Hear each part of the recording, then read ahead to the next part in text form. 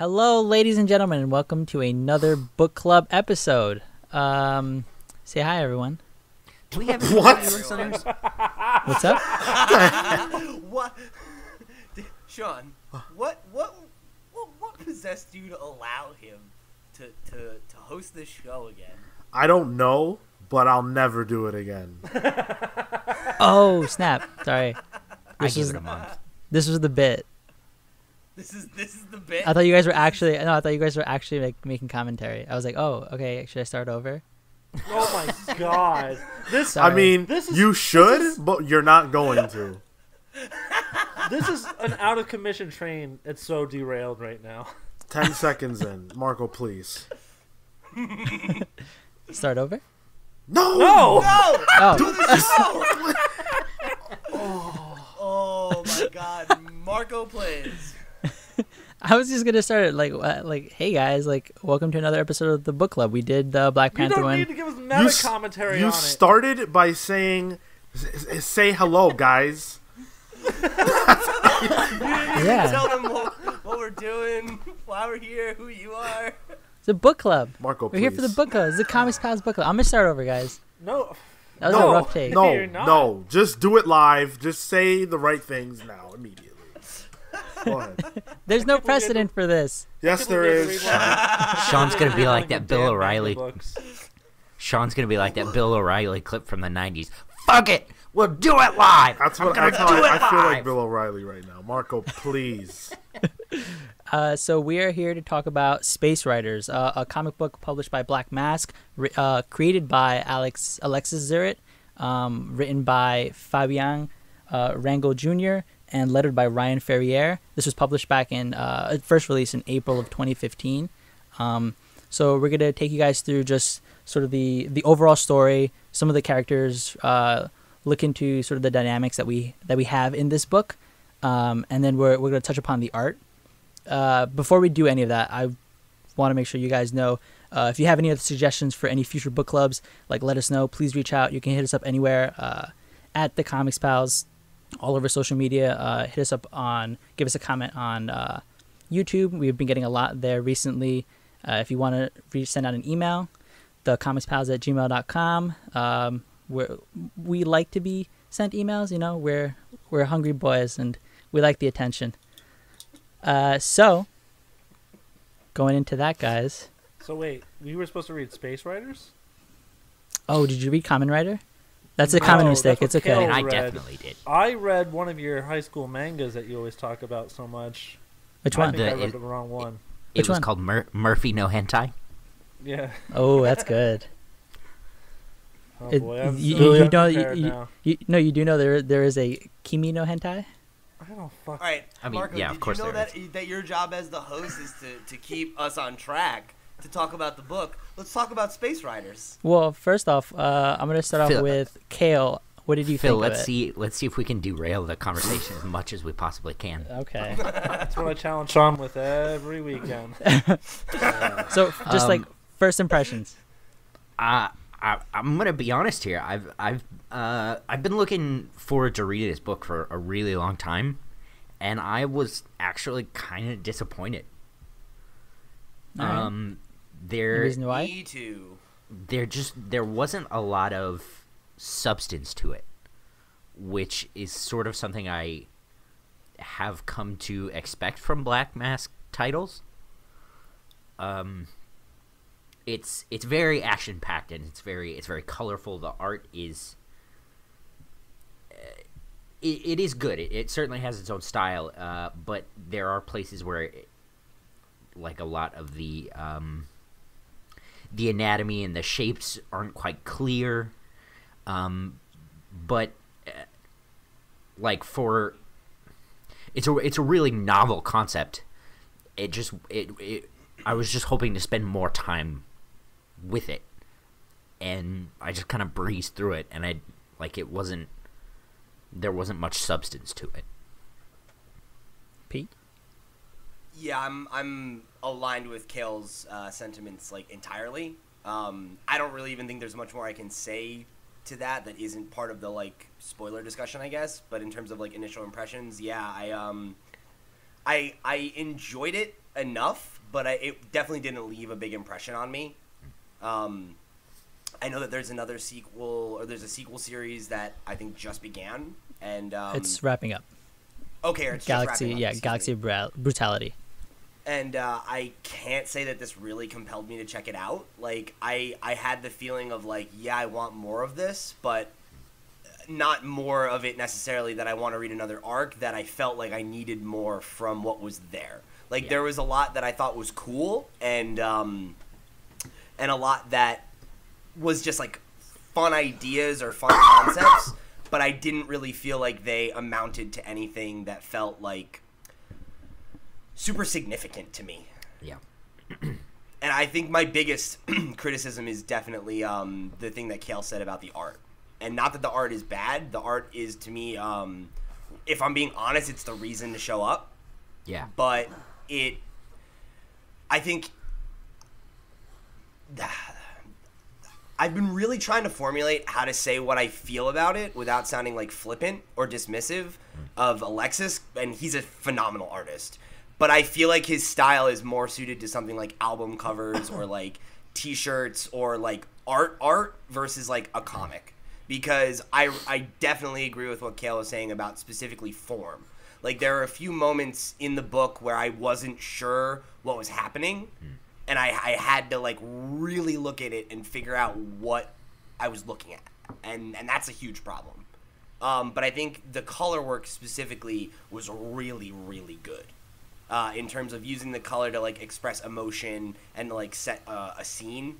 That was really effective. Cool. Sean? Well, unfortunately, I have to agree with Kale and Pete. I was really looking forward to this. I was so excited to read this. I had never read anything from Black Mask. At least I don't think. I'm pretty sure I haven't. And this was not a great, like, first at bat. It was, I don't know. It felt like, shoot. I don't want to be rude. It's like, okay, so everybody has a friend, right, who has, like, their sweet idea for a comic, and none of them are good, and this felt like that to me. This felt like something that anyone could have come up with. Like, there are a million comic books that are like this in terms of the actual idea. I liked the Spanish flavor, like, you know, Capitan, you know, and like all that stuff. I liked all that. I thought that was cool. Danny Trejo in space. But Yeah, there's just like Pellegrino was like a fun leading man, but not much to him. Yeah, and there wasn't any depth. There was no meat on the bones. Like I think Kale said, you can really like flip through it real fast. I finished it faster than I've ever finished any like graphic novel of anything. Yeah, And that was disappointing. And I don't know. By the end of it, I didn't even it left no impression on me. I went back to thinking about Interstellar, which I had just watched. Like I just immediately forgot what I had read. Like it didn't do anything for me at all. I don't know. Yeah, I didn't get anything out of it. Cool. Phil? You know, there's two analogies that come to mind after reading this. Here it comes. After my last major breakup, this book was a lot like the women I was seeing then. Very beautiful and nice to look at, but not much between the ears. Oh my god! Wow. Wow. I'm sorry, whoever that was. Hopefully Christ. they're not listening to this. But also, it's kind of like a Marvel MCU movie. Not like the higher end ones, but like you watch it for an hour and a half to 2 hours. That's it. And they're very competently made, and I thought this was competently made. And the real selling point of this book is the art. The art is really, really, really dope. I can't emphasize that enough. And a lot of the designs and stuff are really creative. The ship they fly is fucking cool as shit. Yeah, it's pretty cool. The colors are great.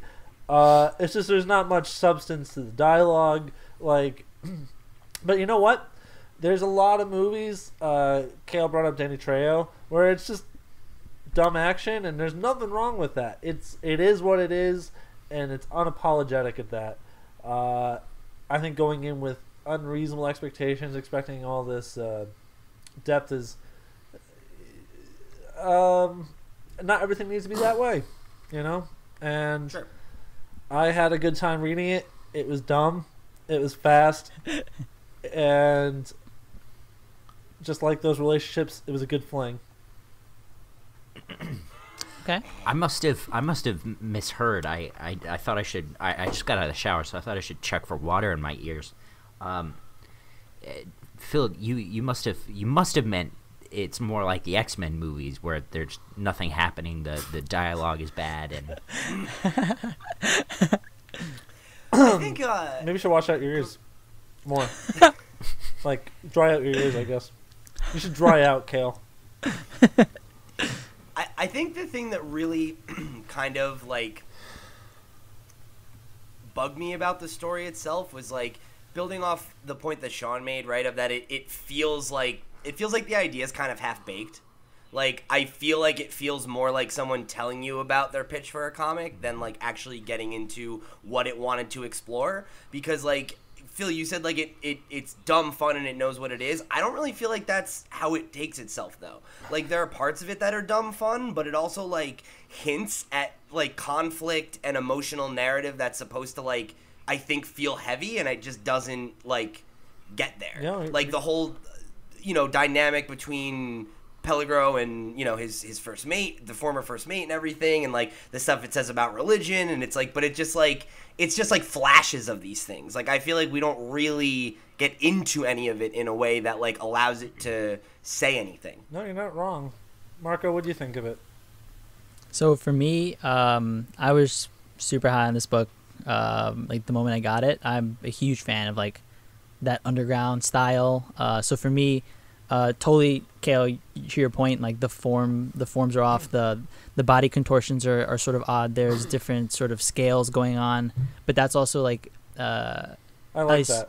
The perception for me was that like that's the charm of an underground comics, and to some extent those are done deliberately. And I'm actually glad you guys brought up like the story or lack thereof, because like we'll jump into like full spoilers now, but when Alexis and Fabian first came up with this idea, their intention was to not put a story in, was to bare bones and just action. So with that, like they've mentioned this in previous interviews that they've done. The purpose of this book was not for you to get anything out of it necessarily. It was just to sort of blow through, have that action, and just that was it. That was the story, and that was what they presented to you. So does that at all affect anything in the way you guys are thinking? No. Yeah. For me, it's just like, well, what's the point? It doesn't. I mean, it's just there isn't. But Like- that's okay. Not everything needs a point. I don't agree with that. I think everything does need a point, and I think that if you're gonna try to sell me on something that's pure action, it better look immaculate. And for me, this didn't. Like, I agree with Kale. If you're not gonna have a point, then the art better be really great, and anatomy better be on point, and it just better be. It has to be something really beautiful, and I didn't really get that from this. Like, I've seen so many album covers from metal bands in the 80s that look exactly like this art style, and I feel like that art style is better left there for me. And even still, like, you can do a book that's 100% action, but have a good solid story. And this just didn't have it. Like, issue 2 for me was the biggest criminal. Oh boy. Like this whole thing about the wizard, since we're in Yes. full spoilers here. The wizard is just like okay, fine. She's a hot alien babe. Fine. Oh, A hot green alien babe, no Donna less. Barbella. Gamora. Yeah. Also, Yeah. every woman Off-brand- that Kirk off-brand ever Gamora. made out with in Star Trek, yeah. I just like there should have been more there. That whole dynamic was just like so weak and thin. Yeah. I wrote in my notes. I wrote Barbara had basically no dialogue. Deus Ex naked chick. Yeah, well, that whole scene was just to, so, sidekicks, where are you from? 2 pages of exposition. Let's get out of here. Wait, kiss me before I regret it. And like, yeah, and like, she doesn't even show up later. No, she doesn't. She does. Nope. She shows up to fix the ship that they crashed on this planet for no magic. reason. So we with magic. With so we can Space magic. so we could have a backstory info dump, and then like that was another thing was the pacing, and this scene is the best example of the weird ass pacing of this book, right? So we get the 2 like 1-page backstories for these characters, right? 3 panels or whatever it is. Then it cuts to the next morning with no other, like, no context, like, no shot of them actually having a conversation. Just, well, tell me your backstory. The backstory. Cut to this morning. They make a joke about how he likes his coffee like he likes his space black and endless. Funny joke. I'll give it to you. But then the next fucking thing, and it's the next line, is just, all right, and then later, well, the ship is fixed. You are actually a wizard. Let's kiss. My favorite... What? My favorite piece of dialogue is actually from this issue, and it's where Capitan is like, "Why'd they listen to you?" And Donna's like, "Because I'm a wizard. That's why." Allow me to demonstrate, handsome. This spell will repair your ship, but it'll take all night. That's it. It doesn't. Why will it take all night? Why would I believe you? Because it's going to take all night. Because I'm a wizard. Maybe you just zap my ship. She's a wizard. And like also like I feel like there were so many things that I expected to become points of drama that are just not anything, and that was one of them where I was like, is anyone gonna question her intentions? Is she like secretly evil? No. Like Nope. no, just Deus Ex chicken and fucking bikini. Okay, cool. And then like there was that point in issue 3 of a 4-issue series where they recap. You know what, guys? I had trouble trusting people because my partner betrayed me. But you know what? Remember that stuff that happened last issue? I trust you guys now. We're hermanos, okay? And it's like, all right, That's cool. the strongest thread through this series. But it's like even with what was the first mate's name? Mono or Hammerhead? Mono, yeah. Where it's like his religion keeps coming up. Yeah. And it's like for no reason. Like it doesn't go anywhere. There's no conflict about it. Like he like the fucking Capitan makes like some like comments about it, but like there's no like friction. He's never offended by it. Like, and then they go to the space and it's like, oh, this is my mecha, and I'm like, how do you know what mecha is? You're a space baboon. Like, why do you understand that obscure Earth reference? Like, that's not a good idiom to describe what we're talking about. And it's just like. Yeah, and then the art where they're going over his body and it's like, I wonder what killed him, and it's like.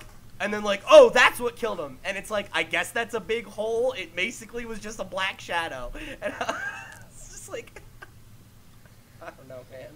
You mentioned the backstories, and normally in a comic where someone tells you their backstory, it's like, oh wow, you know, that's amazing what you went through. Like when Mono's telling the story, it's like, wow, you went through something really harrowing, right? So he tells his whole backstory in the 1 page, and then the very next line of dialogue is, your turn, Yara. Like, they don't even acknowledge what Mono said about his background. It's just immediately to the next one. And hers was like 2 panels long of just like, I was left abandoned and I got hired. Yes. My planet exploded and then I got a job. Well, yeah. Remember, listen, she shot lasers out of her titties. That was special.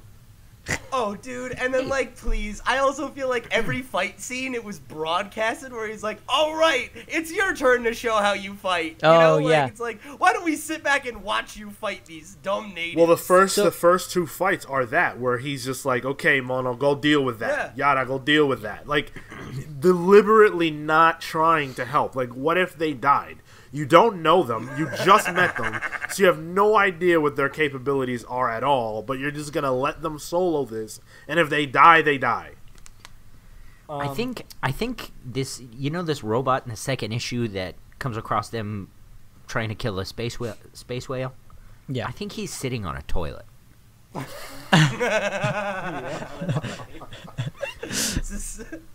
Is it a toilet? Wait, no. Why would anyone? Is it? It is. Oh my god, it totally Christ. is. When I you gotta did go, not you even gotta notice go. that. Why would anyone model their ship after a human toilet? Because when they see the toilet coming, they know they're fucked. Oh, not bad. They know they're going down the drain. There you go. They know they're getting flushed. Oh man, not bad, guys. So, Well, wait. I felt like Captain Pettigrew was a total Peligro. Sorry, was a total wish fulfillment character for Ziritt, and it's just like, I make out with the hot chicks. I'm a hard ass and no one crosses me. I have the And cool he's one-liners. badass as shit. Yeah. This sick beard and like. He's a male wish fulfillment character. Yeah. So the overarching story is, it's very, very light, Thin. but it's basically It's like the plot of a video game from the NES era. no, totally. It's so Worse. essentially it's just Mario's got better plots. there's more drama there and romantic tension. It's true. So it deals with Capitan Peligro. There was a large war. He was betrayed by his former first mate, Hammerhead. He was then rescued by his other partners within the Earth Interplanetary Space Force, like their space police, which are the Space Riders, and he gets a psychological evaluation. He's deemed unfit for duty. Waits a year, and then Mono comes in, shows up, and like the rest of the story starts. He's tasked with completing a mission by himself, not going out. Three missions by himself. 3 missions by himself. No, well, he has to do a mission by himself, and there's like 3 sub tasks to each. So one of them is to complete a mission by himself, not call for backup, and then not go after Hammerhead. So you guys mentioned the pacing of the story. How did you guys feel where the story was sort of set up in the beginning, but it basically wasn't touched until the very last issue? Like that story wasn't actually continued. There was just constant breaks in between. It would dive into something else. For me, I had really enjoyed that just because it takes you out and it sort of throws you for a loop around, I guess, this world or this universe. What did you guys feel about the way that the story was set up, that it was intercut, and then it actually picked up at the last issue, knowing that there was that lack of substance? That would be fine if what happened in the middle was captivating. It never gripped me enough to be like, well, okay, so where's the resolution of the other stuff that was happening before? And like, it was also really strange and pretty, coincidental that Hammerhead ends up being involved in the ultimate, scheme. Like, of course, Hammerhead would factor in at the end simply because we need this guy to get his payback. Like, for no other reason. Hammerhead could not have possibly retired or been in another galaxy or anything like that. He had to be there at that moment. And that was plot. Really, and so, to answer your question, the middle parts felt like fluff. They didn't feel like meaningful stuff that takes you out of wondering about the other elements of the story. Yeah, it's like I guess take it back to that point I made before, is I think my problem is that like it feels like the book like wants to have substance but it doesn't. And like instead of just being like, hey, like if the narrative of the story had been Peligro gets decommissioned, he's back, he has the new first mate, we're gonna right this wrong or whatever and get you back and let you be a space rider again, okay? And like it was just, let's go do a mission, and the mission was not tied up with all this like backstory with his ex first mate and the father, and it's just like all of these relationships we're told that they're important, but I don't understand why they're important. Like, he was his first mate and he betrayed him because I grew to hate you. Why?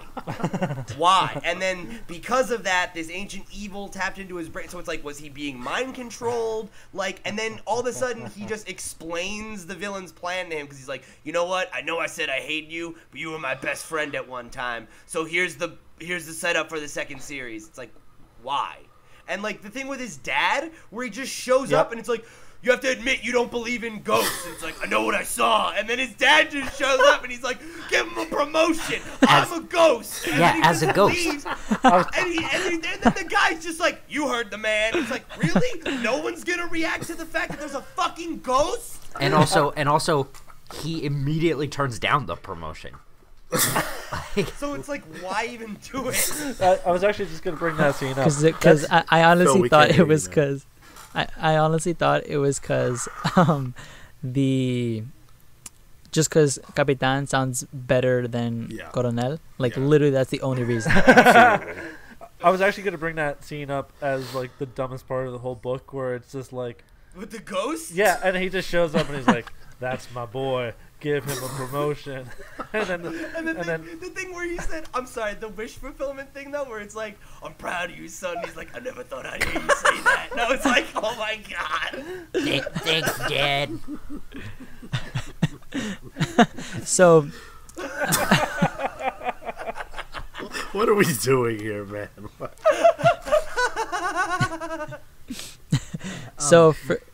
Sorry, Go Mark, ahead. can I bring one thing up? Back on what I think it was either Pete or Sean who were talking about the mission that he's tasked with.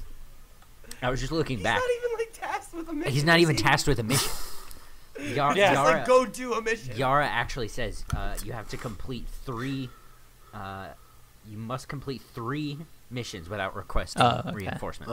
Told you. But like, and then at the end, what are the they're missions? Like, well, then they're like, oh, well, you killed the guy who stabbed you in the eye, so you've regained your honor. You Which don't he need to wasn't do the other supposed 2 to missions. do, because they were like, Right, I was like, we're with the looking for third him. rule. And then like, the robot chick's like, fuck him up. At the That end, was the best yeah, part it where was. she goes, fuck him up, sir. it's like the missions are like what you imagine, like you're on the the playground playing like James Bond, and you're like, okay, your first mission is to go over there and pick up that stick, and it's like, it's not even that. It's like, these are your missions, but missions. They didn't even say these are your missions. They just said do missions. Yeah. Do things. Well, Or like, come on. I'm sorry. I say that to Sean every day. All right, Sean, do a mission. And he says, excuse me, call me Capitan. And I say, sorry. Oh my god. Do you know what was my favorite line though? Like you said, the little like flavors of like him just like throwing in the Spanish insults and stuff. My favorite part was when he's in the jail cell and the guy's like, "You're not so tough without your gun and your ship," and he just fucking headbutts him and he's just like, "How tough do I look now, pendejo?" It's just like, That's good. So on it that, was so good. It's good. It's great. No, it was awesome. Like, and it's such a cool scene because it's just like this intense fucking shot of him just nailing this guy in the forehead, and his like teeth fly out. Hey, It's ridiculous. all your weapons are disabled and you're surrounded. Fuck it. My father wouldn't have surrendered and neither would I. And you can't stop the Ghost Maker. This And again, fucking like why? that might as well Why? be dialogue from the comic. I think it was. Close. That's almost a direct quote. Like, so you guys mentioned like the Spanish influences on it. How was that for you guys? Like, did that add anything? Did it take anything away? Did you guys know the words? I mean, yeah, I took high school Spanish. I learned how to swear in Spanish. yeah, it was mostly like very easy words, so it's like pretty easy. But I remember it was like the very first time he used a Spanish word, I like didn't read it properly, and I was like, what? Like, and I don't remember what it was, but it was something easy like vamos or something like that, and I was just Vamonos. like, Lamos? Like, is this an alien thing? And it's just, Oh, shit. oh, okay. But then once I realized it was Spanish, it never happened to me again.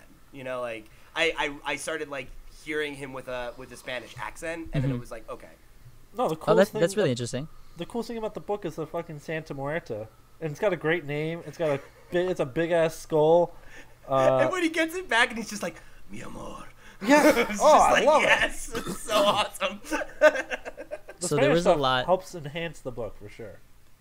Definitely. So there was a lot of like iconography there. There's Just so many sugar skulls. Yeah, Day of the Dead, Yeah. baby. I mean, not just that, but like also there were moments where they would relate a lot to like folk Catholicism within Central America. So like the skull itself being called Santa Muerte is a reference to the it's not the version, but it is a deity within largely within like Mexico, Guatemala, like that kind of area, where that is like versus believing in a Jesus or God, there is a belief within this deity, and stuff with like the pyramid towards the end, reflecting back to like Aztec stuff within Central America. There was a moment at the end, Okay. like where the giant gods, right, were destroyed. So this all like sort of fills up the world. What else do you guys feel that, if at all, fleshed this out to any like extent? For me, the only thing that really did was like the last bit of the last issue where they start coming back together with the full plot. Like, you know, he gets his vengeance on Hammerhead, and we kind of get a through line on Satanus and whatever the big bad was, the space god or whatever. Yeah. Like that was interesting, and that really helped forward the plot. But it, like, that said, like, that's really all I felt that fleshed out the narrative. What about like the world? Was there anything in particular there? No. Okay. No, I mean, like it fleshes out the narrative, but like nothing ever really fleshes out the world. Yeah, the only thing that really made me get a sense of like what the world was like at all was really briefly in that first issue where he was like at that pub, and it was like kind of like I guess futurist view of like Some kind of Southern desert or something. Yeah, well, and like everything was in Spanish. Like it definitely looked like it was like a futurist, like South American country. Mm-hmm. And like, but that's so brief. And then the rest of the time you're in space, and most of the time we spend in space is like in the ship or in the void or like on that alien planet for like 2 pages. So it's like I don't really get a sense of what the world's like, except for the fact that there appear to be human beings, animal people, and people that have skulls for faces, like in jars. Yeah, baby. There was like that fetus person, like a guy with like a fetus for a head and stuff like that. Kale? Just weird shit. Wow. But then there are also these giant like monolith gods that are interesting, but Yeah.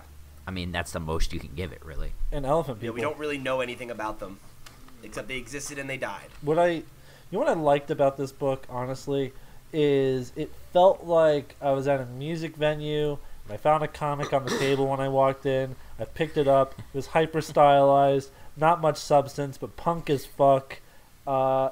It was just like I feel like I'm coming off critical, but it's novel, and I think there's niches to it, like the Latin quality, where there's a lot of ideas here that are just kind of haphazardly thrown through panel, and maybe the execution was off, but I liked it for what it was. Sure. Yeah, I mean, I don't know. Like, I didn't, like, dislike it. Like, I know we're, like, poking holes in it and making fun of it a little bit, but it's, like, it wasn't like it, like, I hated it. I just didn't feel like there was much to grab onto. Yeah. You know? Sean? Well, what's the question? I'm sorry. Was there anything to like that for you fleshed out the world or the narrative in any way?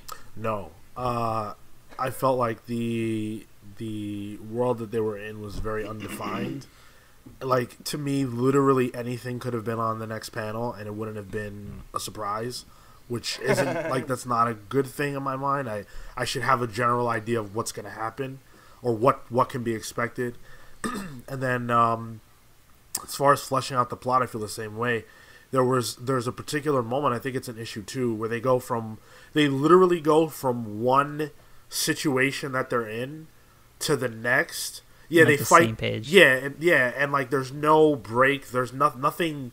There's no like calming moment. It's just like, okay, we just dealt with these space hog riding pirates, The Vikers. right? And now we're in this red cloud that for some reason makes me crazy, and I accidentally broke the navigator, so now we're gonna crash land. Like it was just like everything just happening so fast. There was nothing to latch onto really, and it just didn't feel like the writer really cared about conveying anything that the reader would like. like for example, I just looked through the first 2 issues, and maybe I missed it, but I didn't see anywhere where they said what the EISF was. Like, did they say that early on? They did, yeah. They did. No, Yeah. no. It was only towards the end, the last issue where they're in the attack. Everything else is just has the actual initials, but it's never actually spelled out until issue 4.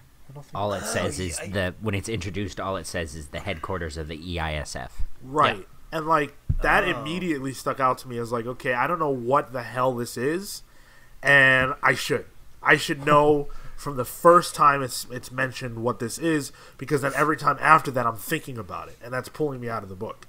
And there were so many things that I had to think about that I couldn't really focus on the actual like content and try to get invested, because they weren't giving me what would cause me to invest. And when you said earlier about them deliberately not wanting to put too much of a focus on the story, like I think we've all read a comic book like that. We've all probably seen a movie like that. But there's still keystones that you grasp onto. There's still hooks there. If you ever read a comic book where it's all literally a one fight scene or several fight scenes and that's all there is, the story's being told through the bodies. The story's being told through the faces, through all that. And this didn't even have that for me. All right, There are Dragon Ball Z episodes where Goku and Frieza are standing there screaming at each other that have more plot substance. That's not what this than is. It's an episode of DBZ almost. But that's what Kale's even saying, though. It's like, it's almost that, but it's not. Like, it's not actually, like, it doesn't have the dynamics in place because they're just telling you things. Because it's like, not to, like, harp on this DBZ example, right? But, like, when Goku and Frieza, that episode where they're screaming at each other for a bunch, like, Frieza has just previously killed his best friend. Like, there's substance there. Like, there's an emotional connection to why there's rage and why there's this emotion, not just, like... I think the thing that you said that really stuck out to me, Sean, just now was it reminded me of the documentary they did with the South Park guys about like how they make South Park, and they're talking about tips for like writing a script, right? And he's like, and if your script is filled with sentences that are and then this happens, and then this happens, and then this happens, like that's a bad script. And I feel like that's what happens here, is that it is just event after event after event, and they don't really feel connected, and I don't see a through line. It's not like this happens, so then this happens, because this happened. It's just, we're just running through a series of events that don't really feel connected. No, totally. I agree in that these events, they're not connected by any means. Like to what Sean said in the first issue, they literally went from running away from the Vikers to hitting a cloud to crashing into a planet. Like totally. And sort of to Phil's point, it's sort of that like more raw sort of aesthetic of just not necessarily caring and just plowing through this. So there is like not a what's the word I'm looking for? There's like, it's not a disconnect, but it's not like a paradox necessarily within it of the way that it's being executed. I'm trying to find the word. It's escaping me. Well, what's the general idea? The general idea is that It's a though car it crash book. okay, yeah. I mean, totally.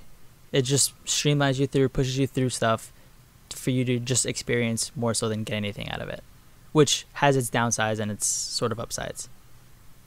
if that makes any sense. But if you're gonna have Yeah. dialogue in a book, like, wouldn't you want it to be good? Like, if like, wouldn't you want to put in the? I mean that in all sincerity. totally. Like, if you don't want to have a story, that's fine. But then if you're gonna include dialogue, wouldn't the point be to make the most use out of it and not just like throw stuff out there for seemingly no reason? Like that point would resonate more with me if the stuff that was present was like top-notch level creative stuff, you know? Like, I don't know. Sean's pragmatism kills me because every time he asks a very logical question like that, it makes me laugh my ass off because everything he's saying is 100% valid. Totally. It's just really funny. I just feel like, why did they try to tell like an epic story in 4 issues like this? Like, why couldn't we just have been told one of these stories? Like, him getting to know the crew, him getting revenge on Hammerhead, him trying to honor his father. Like, any of these things would have made for a really easy, simple, like in the same way that Avengers tells the very simple story of bad guy comes, aliens attack Earth, superheroes unite to fight alien, right? Like, that's a super simple, or like Lord of the Rings, right? It's good versus evil. Like, you can do a really simple narrative like that that's like one-dimensional and have it be fun and digestible like this. But this, it just feels like they're throwing like 6 different threads at me, but none of them ever go anywhere or come to fruition. It feels like I'm fucking watching American Horror Story again. You know, it's just like you're just introducing stuff and expecting me to keep up without really telling me why it matters or why I should care about it or if I should care about it. And if I shouldn't care about it, like if that's the point, why am I reading it? Yeah. Yep. Yeah. I think that's totally valid. And to sort of, unfortunately, a good summary for this book. I mean, with that, like, that's basically all there is to this story. That's all there is to this plot. So we can move on to the actual individual characters, just to knock them out one by one. Sure. So first off, impressions of Capitan Peligro. I feel like we've talked about him a lot. Yeah, Like- Danny Trejo in space. Like, Yeah. Oscar Yeah. wish fulfillment male fantasy character. All right, there you go. That's just the general consensus there? Yeah. Yeah. Huh, all right. He's fucking badass. Like, I'll give him that. Like, Yeah. he's cool. But there's not much to him. Totally. And there's not much to any of these characters. So Like, he's Strap like very in. much like a... No, you're right. Like, they're thin. Like, he's like very much like a Duke Nukem. You know? Oh, like, that's a he's great like, equivalency. He's like, I'm gonna put my boot in your ass. Hell like, that's like yeah. his whole thing. You know? It's like... And literally, he yells that. How many scenes are there where he's just flying his ship and he's like, fuck yeah! It's just like, okay, like, yeah. Guys, That's what we're doing. the more we talk about this book, the more I like it. Phil, kind of the same. It's a fun ride, man. I'll give him that. Like, it was something. So let's talk about Hammerhead. I mean, it's the least we can. hold on. Yeah, what would you like us to say about Hammerhead? He's Because a bad guy. yeah, Hammerhead is an action figure. I That got is Hammerhead. I got Cheech Marin in space. It was a fun game. Hammerhead, as voiced by Cheech Marin. But no, he's basically just there for plot. Like, that is what he served. That's the purpose he serves. You got me? Did it freeze? I froze. I froze. Oh. I also froze. Oh, so we all I froze. also froze. That's really weird. Okay. Okay, hold on. Let me just make a note of that because I'm gonna cut that out. Yeah, I finished my point on that. Or unless you want me to repeat it. You should repeat Like- it just because I didn't get it recorded. Okay. Yeah, I heard no, you say no, so- Hammerhead is, and that's really all he represents. Yeah, so yeah, that's exactly what and honestly, like, you could probably put that in, and it still Hammerhead. flows true. Hammerhead is. And that's really it. Darkseid is. Darkseid is, Hammerhead is. Darkseid is and Hammerhead is, guys. Like, that's the equivalency here, honestly. This But is the type of shit that would be published as a result of Darkseid is. Sean's broken.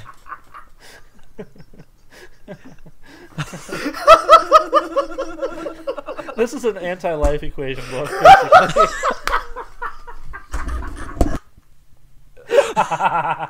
All right. So Marco, you were talking about Yeah, Hammerhead. Hammerhead. Yeah. Guy sounds like a Street Sharks villain. No, he wouldn't be a villain. He'd be A hero. He'd be One of like them. he'd be a street shark. He'd be a street shark. Go ahead. All right. So, Hammerhead is. Holy shit. That's probably enough. That's it. No, that's it. So next up is Mono. So he was, I think, the only character who potentially had kind of a backstory. Like, he was a former, a former war veteran. Dude, he was a gorilla. He massacred War people. gorilla. Yeah. Yeah.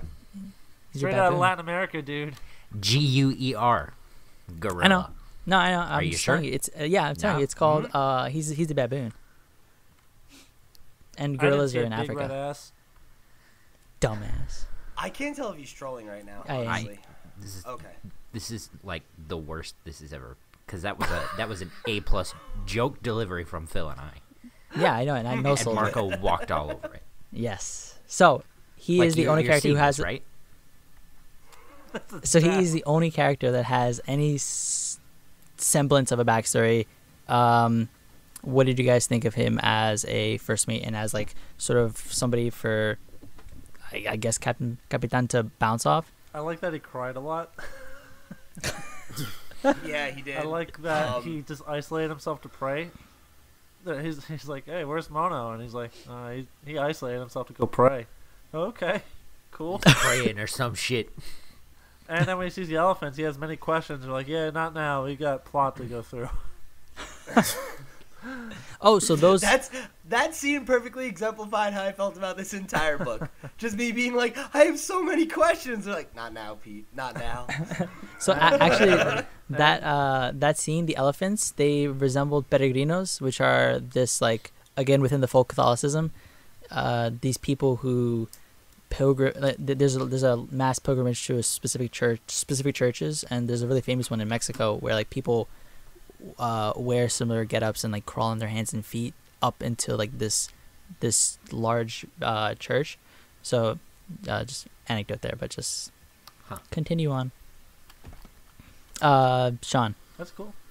I have no opinion of Mono, honestly. Like, I guess I get what they were going for, but nothing landed. Like, okay, he's religious. So he's religious. That's like it. Mono is. I thought it was cool that he was a baboon. Yeah, literally everybody in this book is like that's it. This book literally is Space Riders. Sean's That's it. recording just broke because you made that joke. Oh my god! It broke because it broke because Darkseid is. That's We cannot do this again. So Oh, this God, anti-life. last is Yara. More like empty life. Yara is again a character that is in this book. Yes. She shoots lasers out of her titties. Yeah, why does a robot wear a bikini? Why is she wearing a thong? Cause male fulfillment. Yeah, he wants to fuck the robot lady. He totally does, but he I mean, can't who- because it's a robot. I mean, listen, who doesn't? There was one panel Me? where she was drawn with Yeah. a very nice ass, and I was Come like, on. yeah, man, he just wants to fuck the robot. No, And I'll tell you I another was- thing. It was a very like porny shot too, because she's like making coffee and she's wearing Yeah. like her thong, Oh, and all we get is like that butt shot. yeah, He yeah. wants to Horny. fuck the I've robot. never heard that before. So, summing it I'm up. more of a green wizard kind of guy. You know? Yeah, he wanted to fuck Gamora. Yeah. Space wizards. So the characters just are here. Like there is nothing to really grasp onto other than they just make badass quotes. And They're quit machines. Like I mean, they're they're quick literally machines. just And like for me that they're works. action figures with buttons on the back with like catchphrases programmed into them. You know, That worked Yeah. for me though. And even still, Capitan Peligro and Hammerhead were the best ones, like, as far as that goes. Like, Yeah. almost no one else had anything good. Yara Just had that cool one designs. line, like, that's it. Yeah, go fuck him up, Captain or Sir. Sorry, that was great. Like, She's very subservient to the man that wants to fuck she's her. Oh, okay.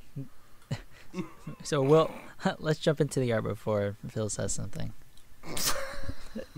And then you pause. And then pause something. Yeah. The Yeah. more dead air you create, Come the on, more I'm man. gonna I comment gave it on to shit. you. I gave What it to type you. of- Can we please? All right. So the art for me, like you guys said, this is like the only selling point. And for me, it largely was. It is very, very reminiscent, and it's actually dedicated largely to Jack Kirby. It's emblematic of his style. He also throws in a lot of, as I mentioned, like at the top, the underground sort of stylings, weird forms, weird shapes, super bright colors, very, very trippy just backgrounds in general. What did you guys think of?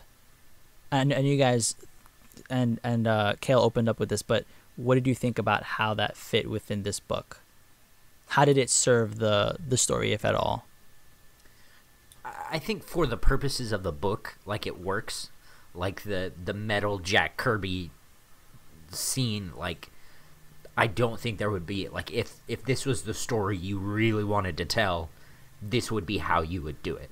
And I think it was wholly appropriate. I just don't think it was necessarily executed super well. it was inconsistent. That's a lot better way to put it. Yeah, it was very inconsistent. Like Pete brought up that there was that giant space god that took up, like, it was like 3 pages, right? Like, as it was traveling the I read it on my iPad, so I wasn't sure if it was actually taking 3 pages or not. But I don't think it was 3 pages, but it was 3 panels of them flying up him. You Yeah, know, it was like at yeah. least a page or so. It's 3 pages. It is actually Okay. Yeah, three you pages. flip. Okay. Yeah. Like that, and maybe this was because I read it differently, than I should have, but like the scale of that didn't quite play for me. It was too sketchy. Like, the god felt formless. And Formless to me. and I couldn't really tell what I should be looking at, Yeah. other than the Santa Muerte. Sean? I to be really honest, I don't really have anything good to say about the art. I thought, like, at best at its best it looked outdated and better suited for another medium, and at worst it looked rushed and kind of, inconsistent, not clear on what I'm actually looking at. There were actually a couple of panels in the first issue, I think, actually throughout the run, where I was just like, what even is this? Like, where I was just like really looking at it to figure out what it was. And when I do that, if I'm really looking at something, it's because it's beautiful and I want to see all the intricate details. That's good, But in this case, it's like I'm really looking at it to figure out what the heck is even on the page, and that took me out of it. Yeah, like in the first issue, I think there's like that first conversation they're having where he's being interviewed and he's like in the wall and he's the exact same color as the wall and the rest of the ships. And there's a bubble going to him talking, and I thought it was coming out of the computer screen until the next panel where they actually show him strapped down. And I went back to look for him and I was like, oh, what the like, that's him? Like, Yeah, and the same Yara's also the same color, and to offset that, there's a black and green screen like between them. yeah. That doesn't serve any purpose. Right. So like, And it just like has a skull on it. the coloring could use more work, I guess.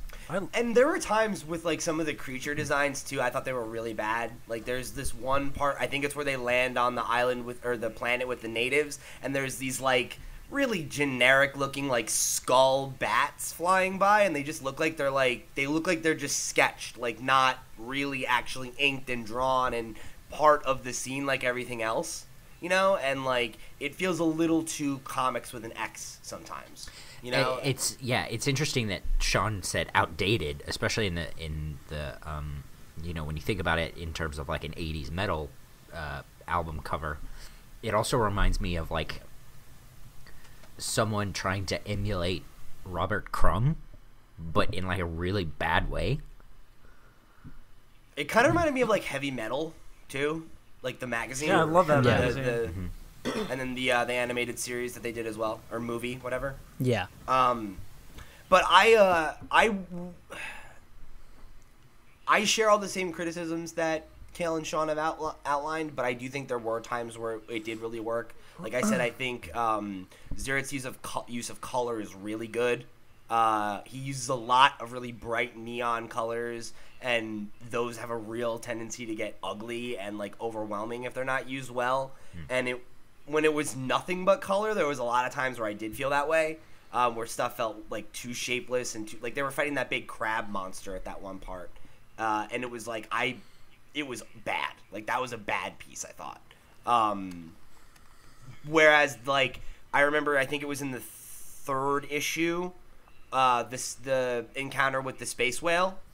I thought that was great, and specifically the scene where it's a close up on his face and it's split in half between two panels. The background is yellow on one and his face is red. Yeah. And then the colors are inverted on the other, and he's like, not on, like, you know, they're like, oh, they're trying to kill him, and he's like, not on my watch, like, let's get to your battle stations. And it's like, there are moments like that that are really well crafted and feel really awesome. And some of the gore too, at like that part where they fight the Vikers and he blows up the one guy and you literally see him explode, and like the Get zapped onomatopoeia is like written in gore. Yeah, you know, yeah. and it's like bleh, and he like just pops, you know. And there are cool moments. There are moments where the aesthetic works in its favor, but it feels so inconsistent between when things are psychedelic, when they feel like they shouldn't be, and like when sometimes things feel traditional and then immediately afterwards feel totally like all over the, like it reminds me of that like Fleischer like noodle style of where like form doesn't matter and things are constantly moving and it makes you uneasy, but like it's not. Fleischer's a animator, for those of you who don't Like the single line guy? Somebody said that? Max Fleischer? 1920s, yeah, Max Fleischer, like Betty Boop, or like Superman. Like early Mickey Mouse cartoons. Yeah, but I specifically am saying Fleischer because Fleischer's style was different than Disney's, and the Superman stuff isn't representative of what I'm talking about. Like the more classic, like I can't think of other pieces from that. Like Popeye is even kind of like this, where none of the things have normal traditional kind of forms, right? Like everything is kind of like gangly and it's always moving, and like it looks more fluid in the animation, where it's like you would see like the example of Disney, right? Like Mickey bounces up and down, but his body's always the same shape. You know, It's not like where Popeye eats spinach and then his arm stretches all the way fucking out, and it's like all like it gives you an uneasiness to the design, and it feels less. It's like rubber bandy, and that is cool when it's done right. And there are times where I think it's used really effectively, like when they're going through the wormhole, or like where there is a thing that's supposed to be psychedelic or like mind altering, but when it's just a fight or a flashback or something that I need to be able to follow for plot, that's not good. And it's not good when it switches between those styles with like little rhyme or reason. So this is where I come in and defend it. I think the art's awesome. I think it's incredible. It's punk as fuck. It doesn't adhere to any rigor or rules. It does its own thing. The panels that we're talking about where the characters blend into like the metal operating table in the back, that's all pink. I think it's great. It's unique. It's distinct, and it's flashy. It looks great. I think that's the main selling point of it. I don't care that the scale and designs are inconsistent. It doesn't matter. It's something you read quickly and you burn through quickly because that's what it is. It's punk. It's punk as fuck. Sean? I guess just I'm not punk. I'm not here for it. I'm not I don't know. Well, I am, and it's You're still not punk if you say you All are, right, baby. hold on. Yeah, are you sure? Sean? I think I spoke on the art, didn't I? Yeah. I Did you? Yeah, he was the Yeah. first one to talk about it. Oh, well, whoops, there you go. Well, for me, similar to Phil, it worked for me. It didn't conform to anything necessarily. It was all over the place, and for that, I thought that it provided its own charm for that. Lack of conformity. That's like the perfect way to summarize it. Yeah, and as to like the way that it sort of looks like a metal cover. He does covers for metal bands. He actually did for Metallica, one of their world tours, I think in 2015. And with regard to it looking like a little bit older, he does that with using certain materials on the pages. So you'll notice that they're sort of off color. They look dirtied. They look really worn and yellowed. And so that also like helps to contrast with what's going on with what he's doing in his style and his coloring specifically to emulate Jack Kirby. If you notice, just interesting tidbit, he doesn't color within the lines sometimes, and that is actually what helps to capture that sort of style and that look, is to sort of be bombastic and be outside of that, within that restraint. He pushes outside of that, and so I think overall the style reflects the book artistically, and the way that it's written, where it's just like throws it out at you and flash and no substance necessarily, and it just sort of blows everything out. And every bit of this for me doesn't fit into a mold, and that's for me why I really love it. Okay. Any closing thoughts? Yeah, I mean, this book has a very specific taste, and if it's your thing, awesome. I'm so pumped it's here for you. But this taste wasn't Perkins. This taste was not Perkins. It was not Old Man Comics. Go buy it. Please go try it out. Support the creators, but it wasn't for me. Anyone else? I think I feel like I exist somewhere in the middle between what feel like the two extremes of this conversation. Like, I had a lot of issues with the book, but I think, I do think it shows promise from these creators. Maybe not so much in the category of the writing. Like, I have to say that was a weak point for me, but I think I could see a book by Ziritt done in this style that would work for me. Because I think the art is really good. I think just maybe the confines of it as trying to tell this story in this way, because it was told so haphazardly, I think that might have maybe gotten in the way for it for me. I think, like, overall, I would say, like, the book is short, so, like, I would say give it a shot. I think even if it's not for you, it's not a huge investment, and I think it's a good palate cleanser. Like, if you read comics a lot, if you're a regular comics reader, like, this is definitely a lot different than what you're used to. And even from, like, other indie stuff, like, it is less, it's not traditional. It's not conforming to any of the standards that you're used to. Mm-hmm. And if that sounds like a thing that might be interesting to you, I would give it a shot. And see if you get something out of it, like you guys really did, because I think there is some real nuggets of good ideas here. Whether or not they come to fruition, it seems like your mileage may vary there. Yeah, absolutely. Sorry. No, go for it. I have a really hard time recommending the book, because I know it's 4 issues. I know it's like $10, but I feel like there are so many other books that are at that same price point that really are like really high quality, where the creators, I'm sure these guys tried really hard, like that's not even in question, but where the creators like really told a story that you can grasp onto, that's something that you can really get something out of, that I would, like if it were up to me, I would much rather see you put that money towards, just because it's hard to make any kind of comic, and you know, there's a lot of competition out there. So I feel like at this time, with where comics are and where the competition is at, you have to come stronger than this, and so I wouldn't recommend it. There were some laugh out loud funny moments, definitely, and some of the action was alright, but overall I feel like both the writing and the art contribute to the story being muddled, and I don't want to pay money for that experience.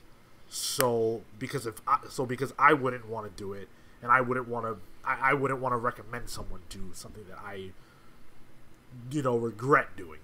Not regret. It was a fine read, but like I wouldn't recommend someone else do what I did. You know. Yeah. That's pretty much where I come down on it. So Closing thoughts. Darkseid is Anti-life equation. Oh my god. But last bit, if you had to grade it, what would you give it? oh jeez, oh man. I want to hear it. I want to hear it. letters are on a 10 scale. What do you want? 10 scale. Let's do 10's but points. Points. So like, you know, you can give like a 0.5, point whatever.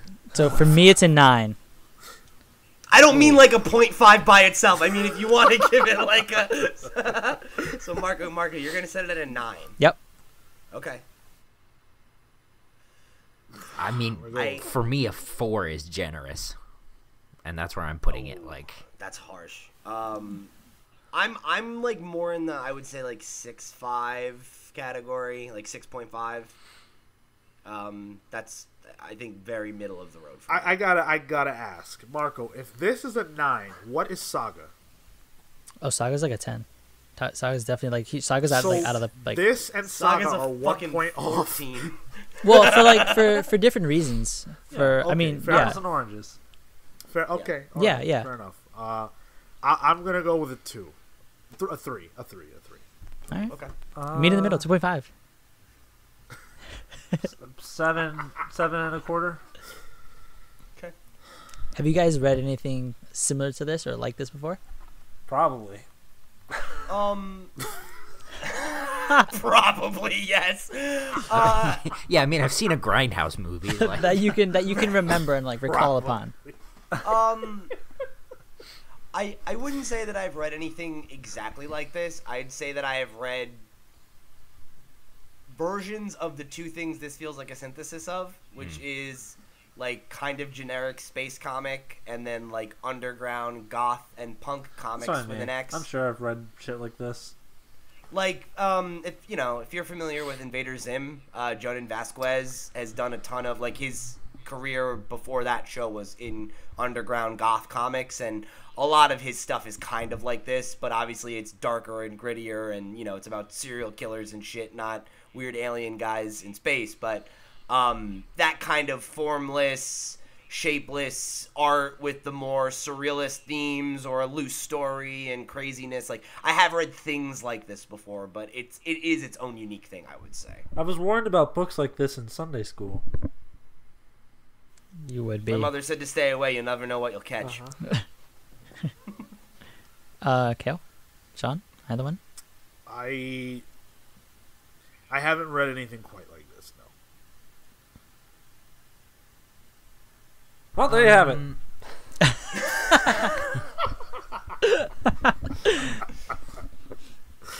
I mean, nothing quite like this, but like it's sort of similar to what Pete said. Like I have read things with The styling that have flavors of this. Yeah, I mean, even if you just go with, like the mainstream comics, like the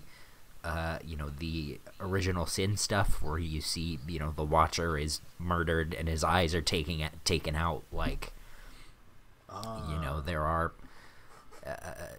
there is like cosmic stuff, that happens. Even if you kind of look into Jack Kirby's big art. Like if you look at Jack Kirby's art outside of the big two, it is very just like out there and like bananas. Yeah. So like Surrealist sci-fi. yeah. And you know, and I joked about, you know, having watched a Grindhouse feature, but I mean, like that would be the closest thing I would equate this to. Is, you know, it's a Grindhouse space comic. Yeah, I mean, I think that's pretty accurate. Like, those movies have a very similar kind of, like, punk rock, gritty ethos. Yeah. You know? I think that's pretty apt, actually.